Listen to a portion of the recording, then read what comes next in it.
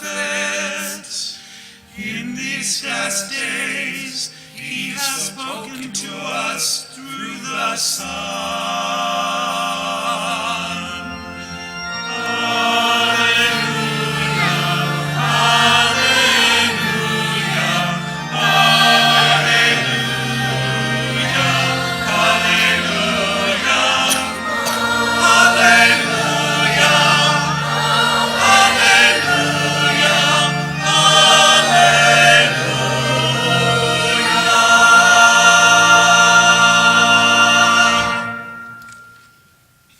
Be with you. A reading from the Holy Gospel according to Luke.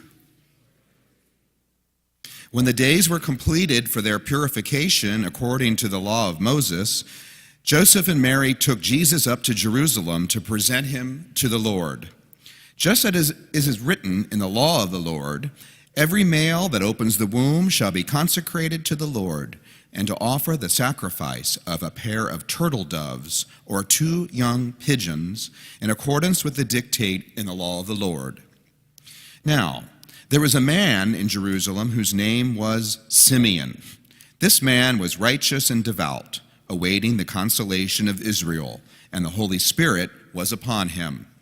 It had been revealed to Simeon by the Holy Spirit that he would not see death before he had seen the Christ of the Lord. So he came in the Spirit into the temple, and when the parents brought in the child Jesus to perform the custom of the law in regard to him, Simeon took Jesus into his arms and blessed God, saying, "Now, Master, you may let your servant go in peace according to your word, for my eyes have seen your salvation, which you prepared in sight of all the peoples, a light for revelation to the Gentiles, and glory for your people, Israel." Well, the child's father and mother were amazed at what was said about him, Jesus. And Simeon blessed them, but said to Mary, his mother, "Behold, this child is destined for the fall and rise of many in Israel, and to be a sign that will be contradicted. And you yourself a sword will pierce, so that the thoughts of many hearts may be revealed." There was also a prophetess Anna, the daughter of Phanuel of the tribe of Asher. She was advanced in years, having lived 7 years with her husband after her marriage, and then as a widow until she was 84. She never left the temple, but worshiped night and day with fasting and prayer. And coming forward at that very moment, she gave thanks to God and spoke about the child to all who were awaiting the redemption of Jerusalem. When they had fulfilled all the prescriptions of the law of the Lord, Joseph and Mary and Jesus returned to Galilee, to their own town of Nazareth. And the child grew and became strong, filled with wisdom, and the favor of God was upon him. My brothers and sisters, the gospel of the Lord.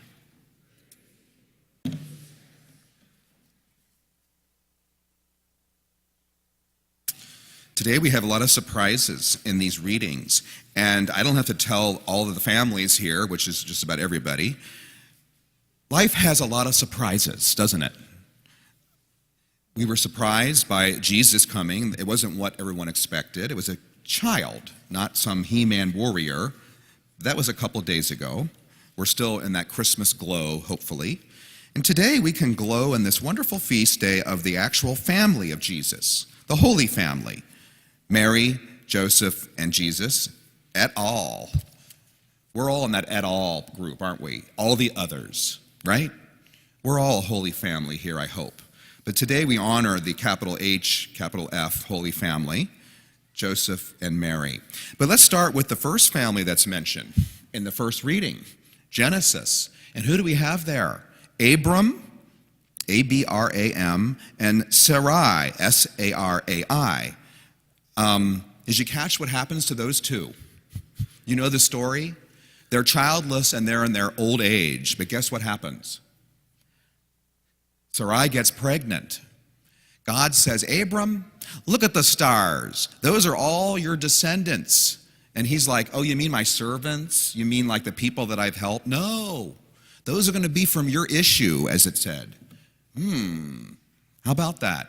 Abram was old, and so was Sarai, and what happens? She gets pregnant.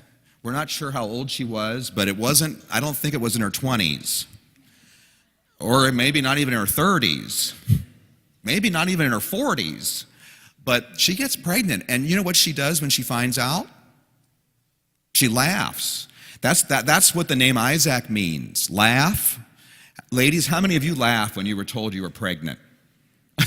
Or fathers, how many of you laughed? Did you name your kid Isaac? Maybe there's an Isaac out there. I told my high school students that recently. I said, have you ever heard of the name Laugh? And one of my students raised his hand. He said, Father, there's a football player named Ha Ha. I said, do my football experts know this? Is it Green Bay Packer? Ha Ha Clinton Dix? Anybody?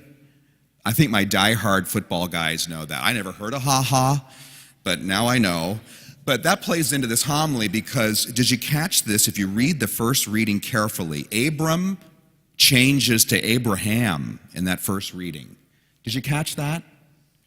Why? Well, a new name means a new awareness or a conversion, like at baptisms or confirmations, and Abram has that when he kind of rededicates his life to God. He adds an H-A to his name. Abram goes to Abraham, and Sarai goes to Sarah. She gets an A, he gets a ha. I say they get an aha. It's like an aha moment. Have you ever had one of those aha moments? You see clearly something that was a little bit fuzzy. Aha, now I see, now I get it. Well, Abram had that and became Abraham, and Sarai became Sarah. And they go forth. She has Isaac, and he, is one of the patriarchs of the church. Then we have in the second reading, which I added, thanks to Greg Williams and Sally Kester. I love this reading. It's an option from Colossians, St. Paul's letter. Why do I like this? It talks about what we can be as family members. It lists these wonderful virtues like compassion, kindness, humility, gentleness, and patience. Can we forgive each other? Sometimes it's harder to be nice to our own family members than it is to be to the neighbors. You know what I mean? We're polite to the neighbors, but are we as polite to our own family members, especially when we get cabin fever when it's 5 degrees? This is the challenge of being a holy family. But let's look at the gospel. Talk about surprises. Here comes Joseph and Mary bringing the baby to the temple, like they're traditionally supposed to. And what happens? Well, this old man named Simeon holds the baby. Now, you know me, I like to hold babies if you're here on Christmas. I walked around with one, actually 4 of them, at 4 of the Christmas masses, and all of them were really good. I see 2 here that maybe I can target for next year. If they're still young enough, they will be. But carrying around a baby, I love it. Do you? Who doesn't? Put a baby in someone's arms and their whole disposition changes. Well, Simeon was waiting for a sign. I can't die till I've seen the Lord, the Spirit. And sure enough, he gets Jesus in his arms. And what does he say to Mary? Does he go goo-goo, cuckoo, pinch the cheeks? No. He compliments them, but then he kind of zings her with this. Your child will be responsible for the fall and rise of kingdoms, and your heart will be pierced by a sword. Imagine me telling that to somebody at a baptism. Hi, nice to meet you. Guess what, Mrs.? Your child is going to result in a kingdom falling, and your heart will be pierced. It's not going to be fun. It could be very challenging. And you don't need me to tell you that, moms, how challenging being a mother can be, or dads. I'm sure you've had your moments of crisis and remorse, fear for your children because you love them so much, right? Yeah. And imagine Mary getting that prediction. Your child will basically bring down a kingdom, and that's what happened. Simeon and Anna, these 2 people in the church, give credibility to the fact that this baby is something big. Luke puts this Simeon in there and Anna to be these kind of witnesses, and they hold some cachet because of their devoutness. So, let me bring this to all of us here. Can we hold baby Jesus in our arms? And baby Jesus could be a metaphor for our faith. And like babies, our faith might be hard to handle sometimes, hard to hold. You know, babies will jostle, they'll move around, they cry sometimes, they try to, cry in church, which is okay. I love babies, you know that. But sometimes they're a handful, just like your faith is, our faith. Can we hold baby Jesus close to us? Nurture that child. Yes, indeed. It's hard sometimes to nurture one's faith when it's being challenged and when you get some bad news or some challenging news. Am I up to the task? Can I raise this child? Can I do a good job? And parents, I'm sure we all feel that way. You felt that way. Am I up to the task? And God says, yes, you are. I wouldn't have given you the child otherwise. Yes, you are. You can do it. And that child is blessed to have you as parents. And Mary and Joseph give us this wonderful example. They were amazed at what Simeon said before he dropped the bomb on them, saying, your child is going to bring down a kingdom, and your heart is going to be pierced. Why are our hearts pierced? Because we love. If we didn't love anybody, then we wouldn't have heartache, right? It comes with it, I think, right? When people come to me very upset, I say, you have a big heart, and sometimes hearts can break, right? But hearts can also soar to the heavens and fill us with joy. And talk about stars. Can we look at that beautiful star there and think of the star we just got? The stars out there on a cloudless night. And for my people in the assembly, you might not have children. I don't. Our children can be the people that we influence, the ideas that we can put in people's heads, the hearts that we can turn, the good that we can do. Those can be our children, our metaphoric children. So this gospel is for everybody, even if you don't have a physical child. Well, you kind of do. You've got Jesus, right? We've got Jesus in common. So, in conclusion, Holy Family, that's today. And that second reading that Sally read beautifully tells us how to be as family members: kind, compassionate, forgive our loved ones. There's one thing not on there I want to add to the list, and that it would be courage. Because it does take courage to raise a family nowadays of faith. Sometimes it's countercultural, oftentimes it is. Sometimes you're thinking, when does my life start? I'm giving it all for my family. That takes courage. That takes love. That takes perseverance.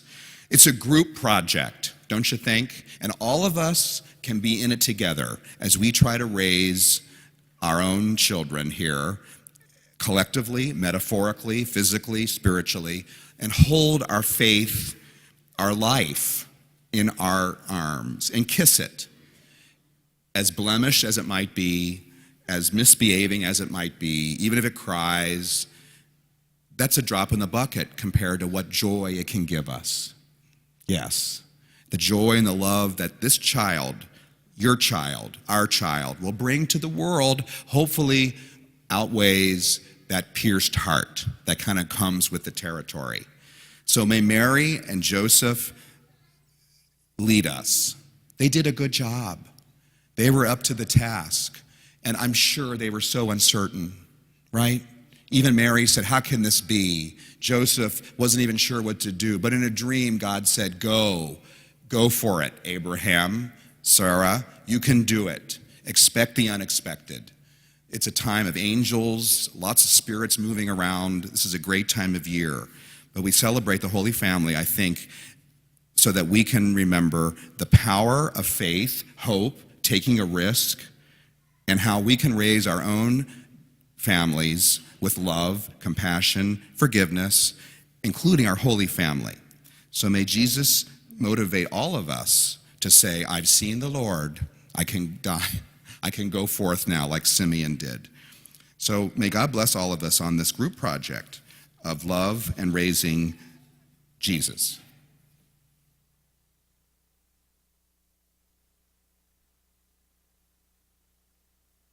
Let's stand and offer